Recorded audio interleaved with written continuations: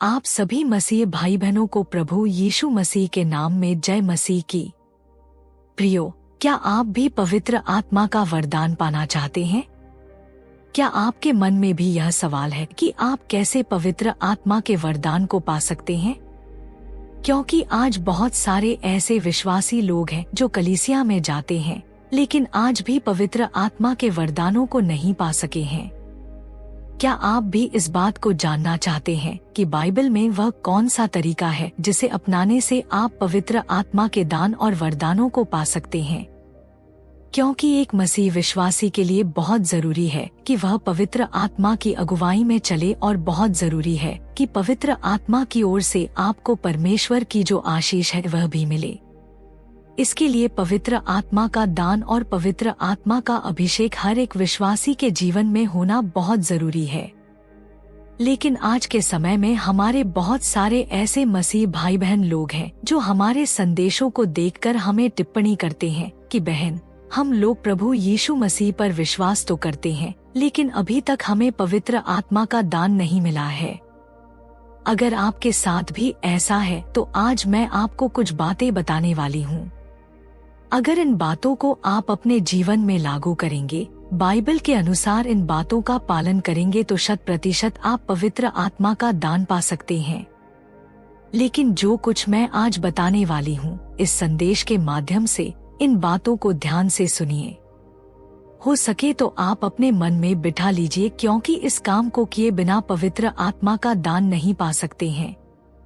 बहुत सारे लोग सोचते हैं कि केवल कलीसिया जाने से पवित्र आत्मा का वरदान मिल जाएगा।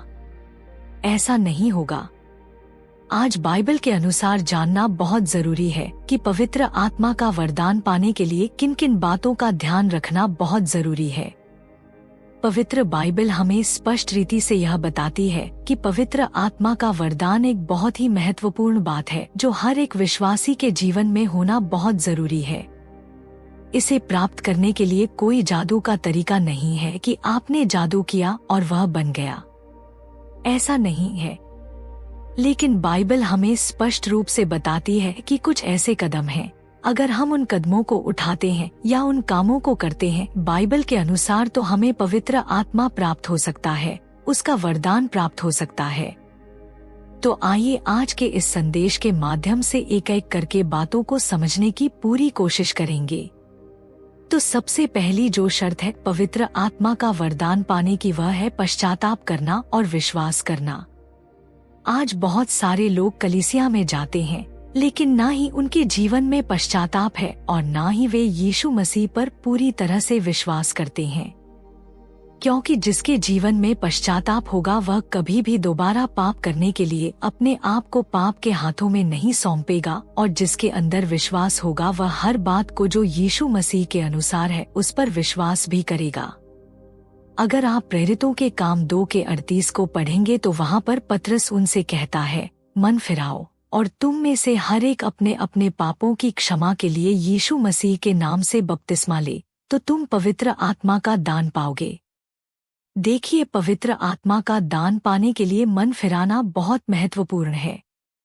अगर आप मन नहीं फिराते, अपने पापों से पश्चाताप नहीं करते हैं, यीशु मसीह के नाम से बपतिस्मा नहीं ले रहे हैं, या पिता, पुत्र और पवित्र आत्मा के नाम से अगर बपतिस्मा नहीं ले रहे हैं, तो हो सकता है कि आपको पवित्र आत्मा का दान नहीं मिलेगा।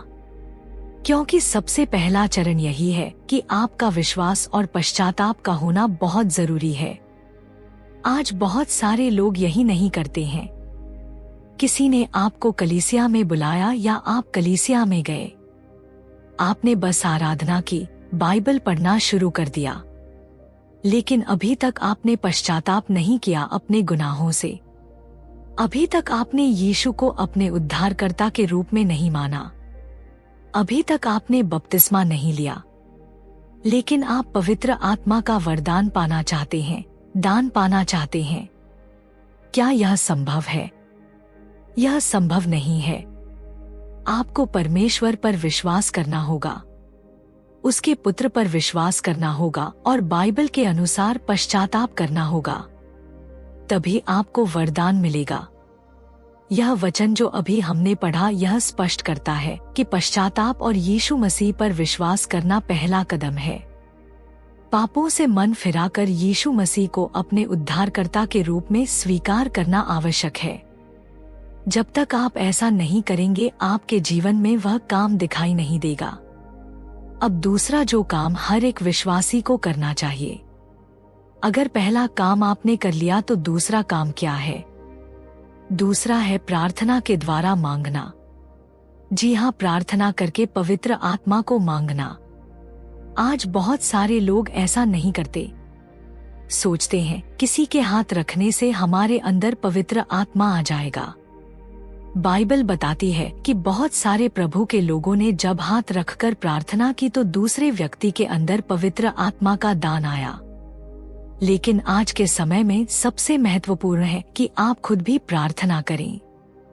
अगर आप लूका 11:13 को पढ़ेंगे तो वहाँ पर आप सब अच्छी रीति से समझ पाएंगे। लिखा है, सो जब तुम बुरे होकर अपने लड़के वालों को अच्छी वस्तुएं देना जानते हो तो स्वर्गीय पिता अपने मांगने वालों को पवित्र आत्मा क्यों न देगा। यह वचन हम लूका की किताब में देखते हैं। इस वचन के अनुसार बाइबल हमें क्या बताती है कि पवित्र आत्मा मांगने वालों को दिया जाता है। जब हम ईमानदारी से और विश्वास के साथ परमेश्वर से मांगते हैं तो वह हमें निराश नहीं करते परंतु अपने आत्मा का वरदान देते हैं। आज बहुत सारे लोग प्रभु से मांगते ही नहीं हैं। आप भी पवित्र आत्मा का दान मांगिए। मांगने के लिए हर कोई अपने घर की आशीष के लिए, धन दौलत के लिए, गाड़ी घोड़ा के लिए, जो सांसारिक वस्तुएं हैं उन चीजों के लिए तो प्रार्थना कर रहे होते हैं। लेकिन पवित्र आत्मा की अगुवाई के लिए, पवित्र आत्मा के वरदान के लिए बहुत कम लोग प्रार्थना करते हैं। हो सके तो आप उपवास के साथ प्रार्थना करें। अगर आप पवित्र आत्मा का वरदान पाना चाहते हैं तो यह काम आपको करना बहुत जरूरी है। अब मैं तीसरी बात बताऊंगी जो बहुत महत्वपूर्ण है और जिसके बारे में आपको जानना बहुत जरूरी है। वह है आज्ञाकारी जीवन जीना। आज बहुत सारे लोग आज्ञाकारी नहीं हैं और ना ही वे आज्ञाकारी जीवन जीते हैं। परमेश्वर का वचन कहता है अधीन रहने के बारे में। आज यीशु मसीह के ऊपर विश्वास करने वाले खुद यीशु मसीह के अधीन नहीं हैं। बाइबल के अनुसार जीवन नहीं जीते हैं। बाइबल जो कहती है उसको नहीं मानते हैं। आज्ञाकारिता उनके अंदर नहीं है। जो व्यक्ति आज्ञाकारिता में नहीं चलता उसके अंदर पवित्र आत्मा कैसे आएगा? देखिए, परमेश्वर के अधीन यीशु मसीह थे, है ना? यीशु मसीह ने आज्ञाकारिता को निभाया। पवित्र आत्मा भी आज्ञाकारिता के अनुसार ही काम करते हैं। जो परमेश्वर के वचन में है उसके अलावा पवित्र आत्मा किसी और चीज के द्वारा काम नहीं करते हैं। वचन के अनुसार ही पवित्र आत्मा काम करते हैं। इसलिए आपके जीवन में आज्ञाकारी होना बहुत जरूरी है।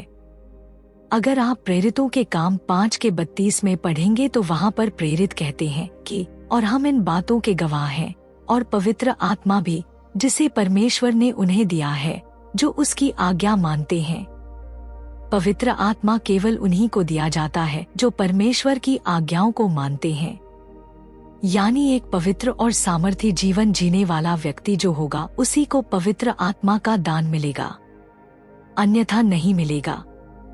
आपको अपने जीवन को परखना पड़ेगा, देखना पड़ेगा। क्या सच में आप एक ऐसे विश्वासी हैं जो पवित्र आत्मा के लिए प्रार्थना करते हैं, जो एक पवित्र जीवन जीने के लिए मेहनत कर रहे हैं? देखिए, हर बार हम पवित्र जीवन जिए यह मुश्किल होता है। संसार में कई बार पाप होते हैं, गलतियां हो जाती हैं, लेकिन कोशिश करना हमारा काम है। कई बार लोग कोशिश ही नहीं करते पवित्र जीवन जीने के लिए, बस जैसे मर्जी आए वैसा जीवन जीने की सोचने लगते हैं। तो इस चीज को आपको समझना होगा। चौथी बात जो मैं आपको बताना चाहती हूँ पवित्र आत्मा पाने के लिए, वह है प्रभु के साथ आपका एक संबंध अच्छा होना चाहिए। यीशु मसीह के साथ आपका संबंध अच्छा होना चाहिए। जब आप यीशु मसीह के संग अपना संबंध अच्छा रखेंगे तो पवित्र आत्मा आपको मिलेगा। क्योंकि यीशु मसीह के नाम से हमें चीजें दी जाती हैं। जब हम प्रभु यीशु मसीह के साथ निकट संबंध रखते हैं या बनाते हैं तो पवित्र आत्मा का वरदान हमारे जीवन में अधिक स्पष्टता के साथ प्रकट होता है, यानी अच्छे से हम देख सकते हैं। इसीलिए बहुत जरूरी है कि आपका रिश्ता परमेश्वर के पुत्र यीशु मसीह के साथ बेहतरीन होना चाहिए। उसके लिए आपको यीशु मसीह की बातों को समझना होगा और यीशु मसीह की बातों को समझने के लिए आपको बाइबल पढ़ना जरूरी है। तभी आप यीशु मसीह की बातों को जान पाएंगे। आज बहुत सारे लोग बाइबल भी नहीं पढ़ते हैं, तो कैसे आप पवित्र आत्मा का वरदान और दान पा सकते हैं, उसकी अगुवाई पा सकते हैं? पवित्र आत्मा प्राप्त करने के लिए आसान और बाइबल आधारित जो कदम है वह मैंने आज आपको बताए हैं। सबसे पहला क्या है? पश्चाताप करना और यीशु मसीह पर विश्वास करना। दूसरा काम क्या है? प्रार्थना करके पवित्र आत्मा को मांगना।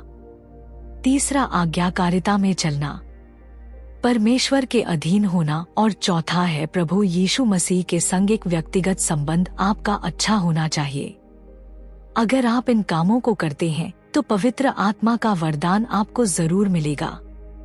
तो मैं विश्वास करती हूँ कि इस संदेश के माध्यम से आपको समझ में आया है। पवित्र आत्मा अगर आपको चाहिए, उसका वरदान चाहिए, तो किन कामों को करने की जरूरत है? तो परमेश्वर आप सबको आशीष दे। संदेश अच्छा लगा हो तो अपने मसीह भाई बहनों में साझा करिएगा। हमारे इस मंच पर पहली बार आए हैं तो हमारे मंच की सदस्यता लेना बिल्कुल मत भूलिएगा। साथ ही साथ घंटी के निशान को दबा दीजिएगा, क्योंकि जब तक आप घंटी का निशान नहीं दबाएंगे आने वाले संदेश आप तक नहीं पहुंचेंगे और परमेश्वर इन सब बातों के द्वारा आप सबको आशीष दे। यीशु मसीह के नाम में आप सबको जय मसीह की। परमेश्वर आपको आशीष दे। आशीष